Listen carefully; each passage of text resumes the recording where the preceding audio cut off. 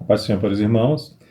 Então, nós vamos dar continuidade nessa aula de hoje ao assunto da declaração de fé das Assembleias de Deus no Brasil. Esse assunto está sendo tratado esse trimestre porque nós não estamos ministrando com uma revista específica da casa publicadora, né, para as classes de jovens, adultos, irmãs. Então, o superintendente-geral da nossa escola dominical, com o anúncio do pastor Emanuel, decidiu que nós estaríamos estudando a Declaração de Fé das Assembleias de Deus no Brasil, que é uma obra que foi lançada agora em 2016 e respalda tudo aquilo que a Assembleia de Deus professa como doutrina fundamental da sua fé, tudo com embasamento bíblico.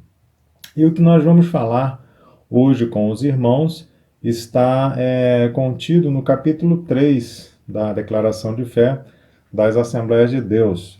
O assunto é sobre a Trindade. Todos já ouviram falar, todos discutem alguma coisa, todos têm ali uma base formada sobre o assunto Trindade. Mas eu gostaria de chamar a sua atenção para esse assunto, da forma que foi desenvolvido, da forma que foi detalhado nas normas de fé na Declaração de Fé das Assembleias de Deus do Brasil, e gostaria que você, já que essa é uma aula que é gravada e vai ser disponibilizada na nossa página na internet, pudesse ir e voltar várias vezes por causa das passagens bíblicas, por causa do tipo de detalhamento da aula. Então, ela é muito rica em detalhamentos bíblicos. Eu gostaria que você pegasse a caneta mesmo e fosse acompanhando ponto a ponto essa aula. Então, nós professamos e ensinamos o monoteísmo bíblico, como é do conhecimento dos irmãos,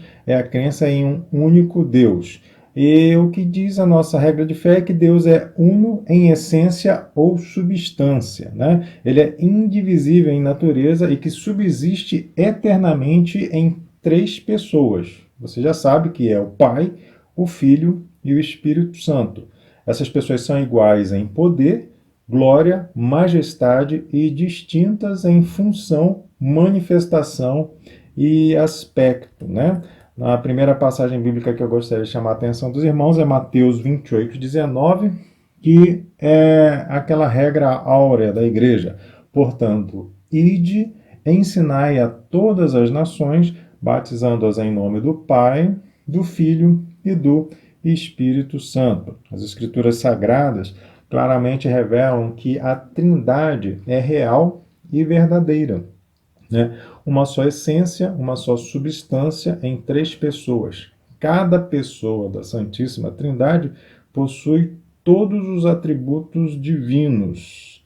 Onipotência é um atributo de Deus, onisciência também é um atributo de Deus, onipresença também é um atributo de Deus, soberania e eternidade. Então, nenhuma das três pessoas da Trindade deixa de ter esses atributos que eu acabei de falar aqui: onipotência, onisciência, onipresença, soberania e eternidade.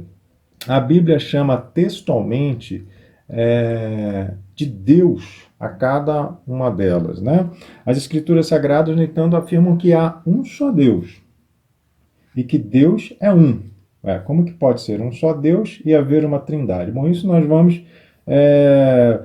desenvolver ao longo da aula. Então, nós vemos aqui em 1 Coríntios 8:6, você pode procurar na sua Bíblia, e lá diz, num fragmento do texto, que todavia para nós há um só Deus, né?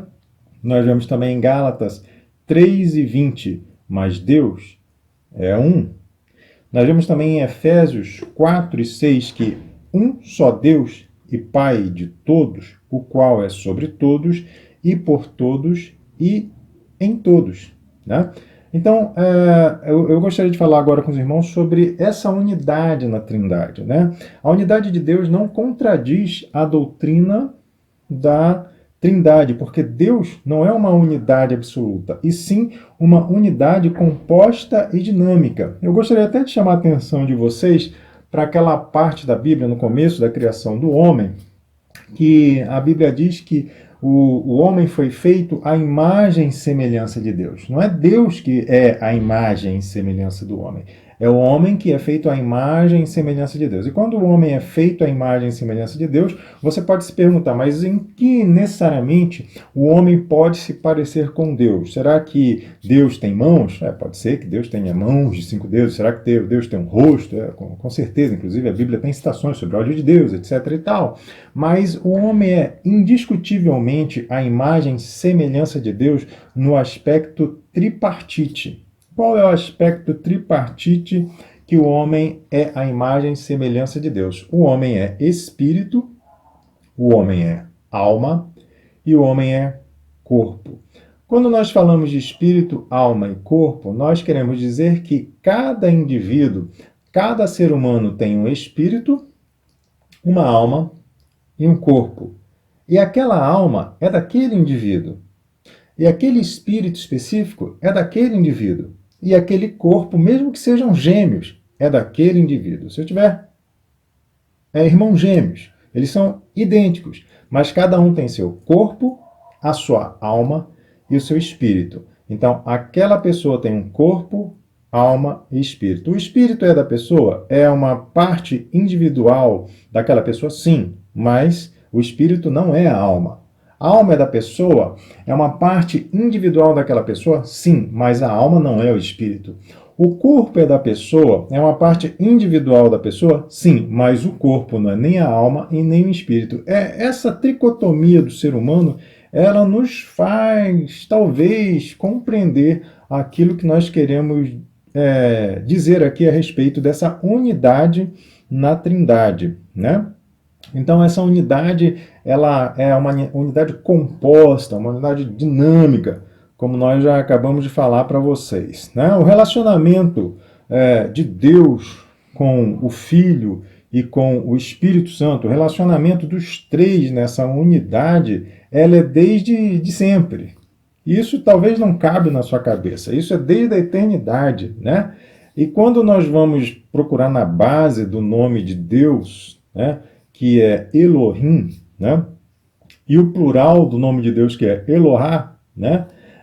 Esse Deus em hebraico, ele revela os primeiros vislumbres dessa trindade no Antigo Testamento, né?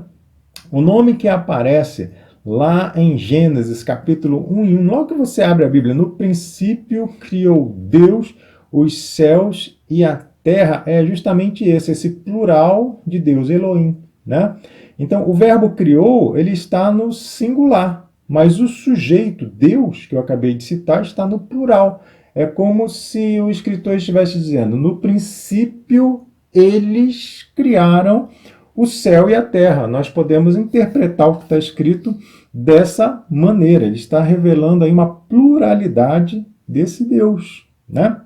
Além disso, na própria Bíblia, esse monoteísmo do Antigo Testamento, ele não é absoluto e ele permite a interpretação dessa pluralidade. Vejam bem, não estou dizendo que são deuses, eu estou dizendo que é um Deus plural. Olha só, quando nós olhamos, eu acabei de falar da divisão, da tripartite do homem, né? E nós olhamos para a passagem de Gênesis capítulo 1, versículo 26, a Bíblia diz, e disse Deus, façamos. É um Deus plural. E disse Deus, façamos o homem à nossa imagem. Ele podia dizer, eu vou fazer o homem à minha imagem. Não, mas o escritor, ele faz questão de destacar o texto. E disse Deus, façamos o homem à nossa imagem, conforme, igual, conforme a nossa semelhança. É o que está lá, como eu acabei de dizer, em Gênesis capítulo 1 e 26, né? E continuando aqui no texto de Gênesis, que é um texto rico nessas características que nós estamos estudando, em Gênesis capítulo 3, versículo 22, a palavra diz, então disse o Senhor Deus, eis que o homem é como um de nós. Mas como um de nós quem? Quem que estava lá com Deus que ele estava se referindo? Ele estava se referindo aos anjos? Ele estava se referindo aos planetas? Ele estava se referindo ao universo? Não, ele estava se referindo a pessoas que estavam com ele. E essas pessoas que estavam com ele na criação de tudo era o Deus Filho e o Deus Espírito Santo. eis que o homem é como um de nós. Gênesis capítulo 3, versículo 22. E quando o homem começa a querer construir a Torre de Babel, aquela história toda que nós lemos em Gênesis capítulo 11, 7, e aí nós vemos o escritor de Gênesis dizer o seguinte, expressar o seguinte naquela informação: eia, deixamos e confundamos ali a sua língua. É como se um grupo fosse dizer, mas não é só Deus, não, é ele, o Filho e o Espírito Santo disseram, olha, vamos descer e confundir a língua do homem. Então essa pluralidade na unidade é vista também lá na frente, já saindo dessa época da criação, e chegamos aqui no profeta Isaías, capítulo 6 e 8, e existe uma pergunta aqui nessa passagem: a quem enviarei? E quem há de ir por nós? Obviamente que essa passagem é uma pergunta feita e expressa, né? É uma pergunta feita entre uma reunião e expressa pelo profeta Isaías, mas ela ao mesmo tempo quer amplificar algo que foi dito lá atrás, lá para a redenção da humanidade. E já aponta aqui para a vinda de Jesus em lugar da humanidade. Nós sabemos que Jesus é o Deus Filho. Alguém pergunta, a quem enviarei? Provavelmente o Deus Pai. E quem há de ir por nós? É uma pergunta que o Deus Filho atende, né?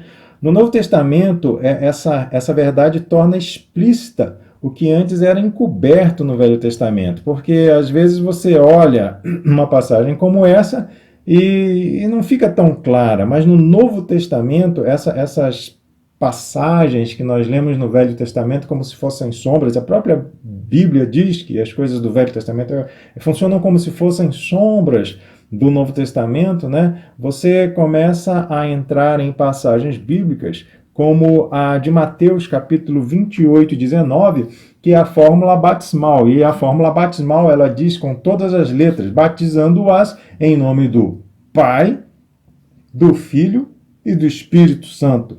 Nós também vemos, por exemplo, em 1 Coríntios, capítulo 12, de 4 a 6. Essa aqui é uma passagem muito interessante. Ora, há diversidade de dons, mas o Espírito é o mesmo, o Espírito Santo. E a diversidade de ministérios, mas o Senhor é o mesmo, Senhor Jesus. E a diversidade de operações, mas é o mesmo Deus que opera tudo em todos. Está falando aqui do Deus Pai. Então, numa só passagem bíblica do Novo Testamento, nós vemos a citação dos três participantes da Trindade, né? Nós vemos aqui também a bênção apostólica, que é citada e é falada até hoje nos nossos púlpitos, nos finais das reuniões, e que está sacramentada no Novo Testamento. 2 Coríntios, capítulo 13 e 13, que diz: e a graça do Senhor Jesus Cristo, esse é o Filho, e o amor de Deus, esse é o Pai, e a comunhão do Espírito Santo, esse é o Espírito Santo, sejam com todos vós. E todo o povo diga amém. 2 Coríntios 13, 13, como eu acabei de citar. Essa unidade de natureza reaparece também em outras passagens, como, por exemplo, em Efésios 4, de 4 a 6, que diz: há um só corpo e um só Espírito, como também fostes chamados em uma só esperança da vossa vocação, um só Senhor, aqui Jesus, uma só fé, um só batismo, um só Deus e Pai. Aí ele deixa claro, um só Deus e Pai de todos, o qual é sobre todos e por todos e em todos. Aqui ele até dá uma explicada, uma detalhada na questão da Trindade em si, né? Quando ele fala o qual é sobre todos e por todos e em todos, né? Nós vemos aqui na obra da redenção também, 1 Pedro, capítulo 1 e 2, que diz: eleitos segundo a presciência de Deus Pai, em santificação no Espírito, ou santificação do Espírito, para a obediência e a aspersão do sangue de Jesus. Então ele cita aqui de uma forma muito didática a função de cada um no nível de trindade, eleito segundo a presciência de Deus, Pai, em santificação do Espírito, para a obediência e a aspersão do sangue de Jesus Cristo. Então ele cita ali a função mais ou menos de cada um no papel da Trindade. Graça e paz vos sejam multiplicadas. Pedro falando à igreja. Então, assim como estava explícito, né? Explícito não, assim como estava encoberto, né? Meio não muito claro no Velho Testamento, no Novo Testamento aí sim está explícito, de forma muito clara, que a pluralidade divina, esse Deus plural, esse Deus único, mas que é plural, ele é um Deus tríplice, de três partes, como homem, espírito, alma e corpo. Aí nós olhamos para Deus, um Deus Pai, Filho e Espírito Santo, né? E Jesus deixou claro ao ordenar o batismo, né, em Mateus capítulo 28, 19, quando ele diz em nome do Pai, do Filho e do Espírito Santo. Algumas coisas que nós temos que considerar quando se fala a respeito da doutrina da Trindade. Existem ideias que nós devemos desconsiderar, ideias que são contrárias a esse fundamento básico aqui que nós estamos estudando. E essas ideias são o unicismo, né, o unitarismo e o triteísmo. São três coisas que, se você ouvir pelo nome ou ouvir pela ideia, você tem que imediatamente deixar de lado, não acreditar, porque elas não têm fundamentação bíblica, né? Por exemplo, o unicismo sabelianista moderno, que é o nome de uma teoria, dessas teorias que não tem respaldo bíblico, eles dizem que o Pai, o Filho e o Espírito Santo são três modos de uma mesma pessoa divina. Está querendo dizer que Deus tem três personalidades diferentes. E não é necessariamente isso que a Bíblia diz. Está querendo dizer que Deus uma hora é o Pai, uma hora é o Filho, uma hora é o Espírito Santo. Soa até interessante, né? Não, faz sentido. Mas na realidade não é isso que a Bíblia diz. Porque o que a Bíblia nos ensina é que são três pessoas distintas, embora façam parte da Trindade. Talvez o que entra aqui, meu irmão, minha irmã, é um mistério. Talvez você está muito acostumado com a realidade nessa dimensão que nós vivemos. Mas o mais rico, o mais detalhado, o mais claro que está revelado para o homem é que Deus é trino e que cada uma das pessoas da Trindade tem uma personalidade distinta. Às vezes isso não entra na sua cabeça, mas é uma verdade bíblica revelada. Então, se alguém falar para você que o Deus Pai, o Deus Filho e o Deus Espírito Santo são três modos de uma mesma pessoa, você descarta isso. Isso não tem base bíblica. O que tem base bíblica é que as três pessoas da Trindade são três pessoas distintas que fazem parte da Trindade. Deus Pai tem uma personalidade distinta, Deus Filho tem uma personalidade distinta, Deus Espírito Santo tem uma personalidade distinta. Outra coisa que nós negamos, que é uma ideia sem base na Bíblia, nós negamos o unitarismo. O que é o unitarismo? É uma doutrina que afirma que somente Deus, Pai, é Deus, né? Então ele nega a divindade de Jesus e nega a divindade do Espírito Santo. Então isso aqui também está descartado. Deus Pai é Deus, Deus Filho também é Deus, e Deus Espírito Santo também é Deus. Se alguém chegar dizendo que só Deus é Deus e Jesus é qualquer coisa, um profeta, o Espírito Santo é uma energia, pode descartar essa ideia, porque essa ideia não é uma ideia de base bíblica, né? Nas Escrituras, o que nós aprendemos é que Deus Pai, Deus Filho, Deus Espírito Santo fazem parte da Trindade. Vamos focar, vamos bater aqui nessa tecla.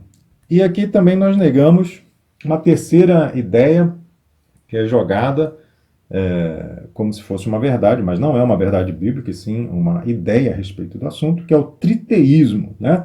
O triteísmo ele diz que tem três deuses separados, pois a Bíblia revela que, na realidade, não são três deuses separados, é um único Deus e verdadeiro. Então, se alguém falar que Deus Pai, Deus Filho, Deus Espírito Santo não compõem uma trindade, também está errado, porque os três são três em um, só que cada um com sua personalidade distinta. Mais uma vez eu digo, é difícil de entender, só que o exemplo do homem é interessante, espírito, alma e corpo. São três, fazem parte de uma mesma pessoa. Essa é a imagem de Deus no homem. São três, mas fazem parte de uma mesma pessoa. Né? A alma, falando de homem, não é o espírito. O espírito não é a alma. O corpo não é a alma e o espírito. Cada um tem uma função distinta, mas todos três são a mesma pessoa. Isso aí é uma das maiores, eu acho que é um dos maiores exemplos do que Deus pode ser refletido no homem. Né? A Bíblia diz em Marcos capítulo 12, 32 o seguinte: há um só Deus e que não há outro além dele. Há um só Deus. Só que esse Deus é um Deus Pai, Deus Filho, Deus Espírito Santo. E aí em 1 Coríntios 8,6, Paulo nos ensina: todavia para nós há um só Deus. Tá certo? Há um só Deus. Né?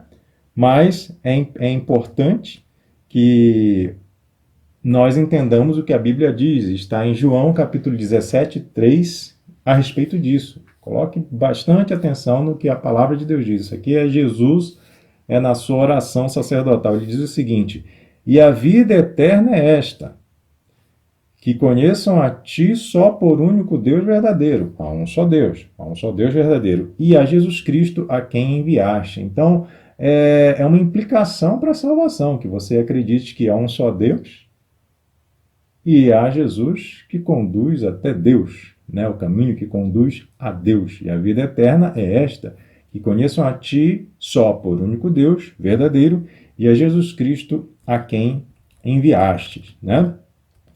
Nós cremos que a doutrina da Santíssima Trindade é uma verdade bíblica conforme definida no credo Atanásio. Esse credo aqui, ele solidifica, formaliza aquilo que nós estamos discutindo aqui em aula. Ele diz o seguinte: a fé universal é esta, que adoremos um Deus em trindade e trindade em unidade. Não confundimos as pessoas, nem separamos a substância. Eu vou repetir o credo.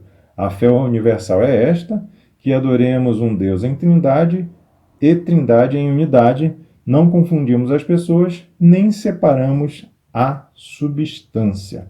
Os triteístas acreditam em mais de um Deus. Os unicistas confundem as pessoas e os unitaristas separam a substância. São crenças inadequadas que estão em desacordo com a fé cristã bíblica e histórica, razão pela qual nós rejeitamos. Há um só Deus que subsiste em três pessoas distintas, definidas e identificadas com a mesma natureza divina. Agora nós vamos separar a Trindade para ver a função de cada pessoa nessa Trindade, né? É possível um membro da Trindade subordinar-se voluntariamente a um ou a dois outros membros, mas isso não significa ser inferior em essência, né? Há uma absoluta igualdade dentro da Trindade. O Pai é igual ao Filho, que é igual ao Espírito Santo, né?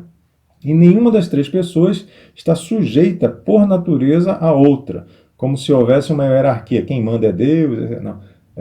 A nível de Trindade, os três estão no mesmo patamar de situação, né? Existe uma distinção de serviço, de funções nessa Trindade. E na distinção de funções, o Pai possui a mesma essência divina das demais pessoas, né? Só que o Filho, na questão de serviço, o Filho, ele é gerado do Pai. Aí eu quero que vocês entendam isso. O Filho é gerado do Pai, né? E o Espírito Santo, ele procede do Pai e do Filho. Na questão de papéis, né? Jesus é criado por Deus e o Espírito Santo é criado por Deus e por Jesus. Qual é o mistério? Na eternidade nós vamos saber.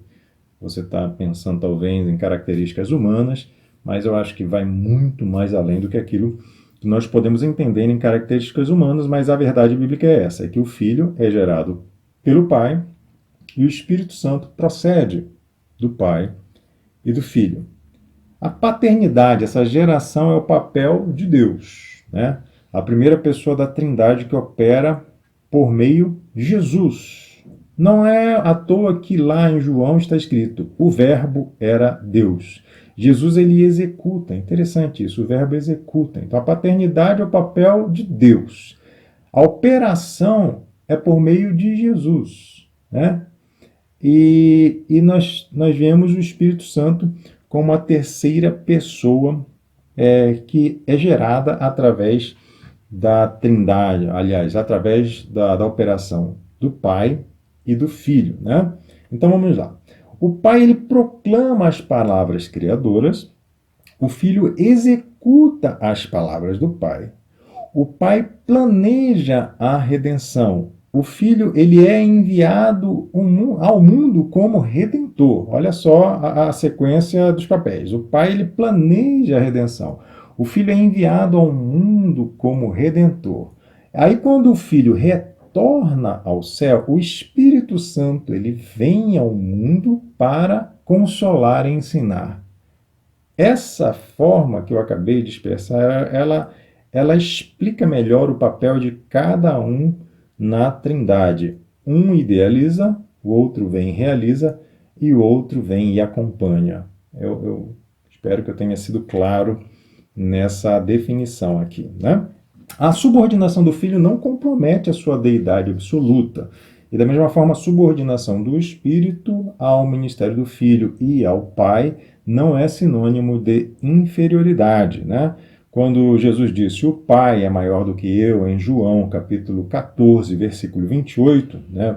Porque Jesus se fez servo como consequência da encarnação, não quer dizer que com essa declaração ele se tornou em substância menor que Deus. Não, de forma alguma.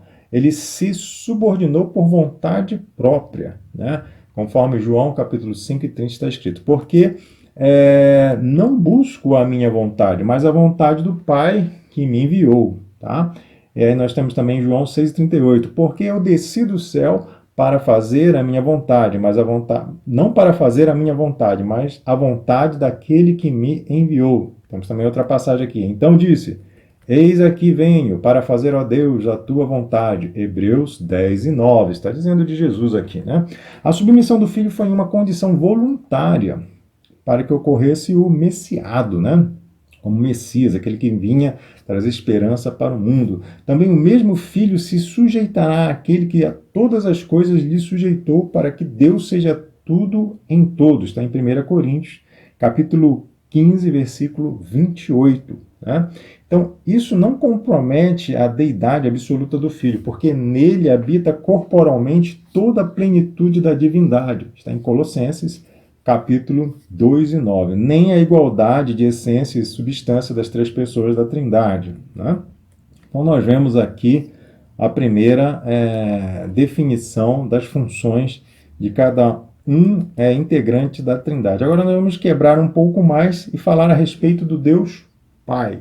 Bom, Deus ele está cheio de citações na Bíblia, né? Identificado com muitas citações na Bíblia, e aí nós podemos citar João 6:27, porque a este o Pai Deus o selou. Nós podemos citar também Gálatas 1:1 e 3, Paulo falando no início da sua carta, e por Deus Pai, da parte de Deus Pai, ele deixa claro ali a separação entre o Filho e o Pai, o Espírito Santo.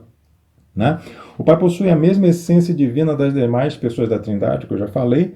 Isso está mais do que evidente na fórmula batismal, e aí são palavras de Jesus em Mateus capítulo 28:19, em nome do Pai, aqui o Pai, né? Em nome do Filho e do Espírito Santo. Então, são essas algumas citações na Bíblia a respeito do Deus Pai. Agora vamos ao Deus Filho. Bom, Deus Filho é o Senhor Jesus Cristo, desde a eternidade, o único Filho de Deus. Essa terminação filho é para a gente entender que ele é criado, que ele é gerado por Deus, mas é uma visão humana, né? Porque isso vai muito mais além, né? O único Filho de Deus e possui a mesma natureza do Pai, como afirmam os credos consubstancial com o Pai, né? Os credos que afirmam, que definem essa nossa crença, né?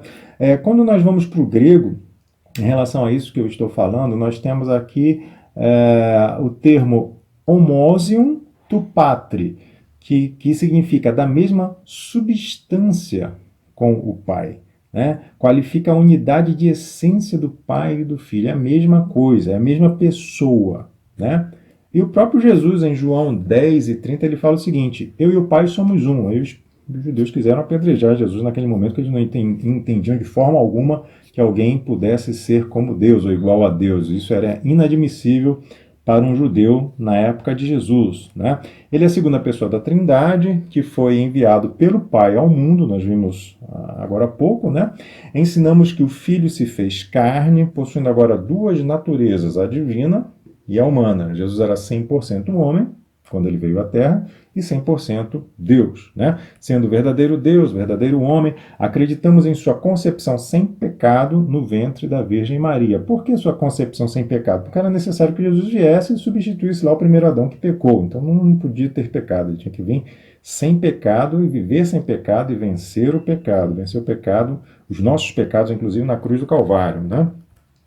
Negamos que tenha sido criado ou passado a existir somente depois que foi gerado por obra do Espírito Santo. Jesus não começou a existir quando foi gerado naquele momento da história, não. Jesus, ele sempre existiu. Como nós vemos no começo da aula, Jesus estava lá na criação do mundo, por exemplo, quando Deus diz, façamos. Jesus estava lá naquele momento da criação, né?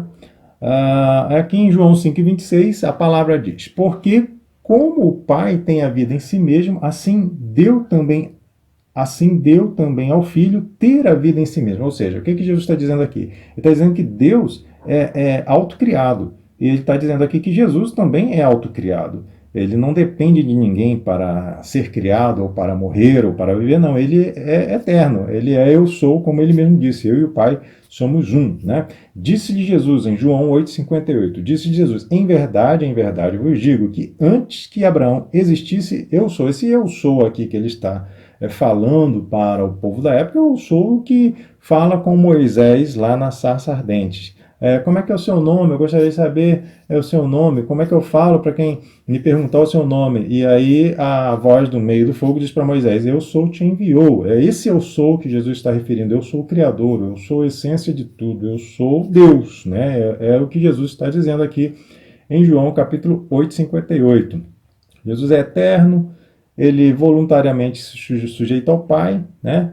Ele, Jesus, em obediência ao plano de Deus, morre, ressuscita para que o mundo seja salvo, mas ele se sujeita à vontade do Pai. Jesus, que vitorioso, sobe ao céu e se senta à direita de Deus Pai. Jesus, que é o Filho e único mediador entre Deus e os seres humanos. O propiciador, o único salvador, o nosso sumo sacerdote, o nosso intercessor. Então são essas características de Jesus aqui na Trindade. E aqui, a última pessoa para nós estudarmos esta manhã, o Deus Espírito Santo. Deus Espírito Santo possui a mesma essência do Deus Pai e do Deus Filho, como nós já estudamos no começo da matéria. Ele é a terceira pessoa da Trindade, foi enviado ao mundo pelo Pai e pelo Filho, né? Conforme 1 Coríntios 2,12, é o Espírito que provém de Deus e penetra até as profundezas de Deus. Negamos que o Espírito de Deus seja apenas um atributo da divindade, ele não é uma energia, ele não não, ele é uma pessoa, né? Ele não é uma influência, não, ele é uma pessoa, né? É uma pessoa, ele é Deus, né? A obra do Espírito Santo é dar prosseguimento ao plano de salvação idealizado por Deus, executado por Jesus, né? O Espírito Santo, ele possui o papel de regenerar, purificar, santificar o homem e a mulher, e é ele quem convence, né? Uma influência não convence, pode até ser influência escrita por alguém, né? Não, mas no caso de Jesus, no caso do Espírito Santo, ele vai convencendo, vai entrando no coração do pecador, vai convencendo o homem e a mulher do pecado, da justiça e do juízo, né? Quem concede a segurança da redenção, quem capacita o salvo para o serviço cristão, para os serviços da igreja, quem guia o crente nesse mundo é o Espírito Santo, quem dirige, conduz o povo de Deus, quem inspira os profetas, apóstolos bíblicos, quem inspira a Escritura Sagrada, quem faz nós entendermos aquilo que está registrado no livro sagrado, quem reparte os dons espirituais, produz nas pessoas as virtudes que refletem o caráter de Deus. Isso aqui, o Espírito Santo é um verdadeiro professor para cada um de nós. É o que está lá em Gálatas capítulo 5 e 22. É o fruto do Espírito, que é dividido pelas seguintes virtudes: amor, gozo, paz, longanimidade, benignidade, bondade, fé, mansidão e temperança, né? Gálatas 5, 22 e 23. Meus irmãos, que a aula desse assunto aqui da Trindade possa ter sido de grande proveito para todos vocês, que vocês possam ter as dúvidas tiradas. Vocês podem ir voltar nessa gravação, uma aula gravada, e eu espero que vocês possam aplicar isso na vida de vocês a cada dia. Um grande abraço do irmão Marcelo, que Deus fique com cada um de vocês.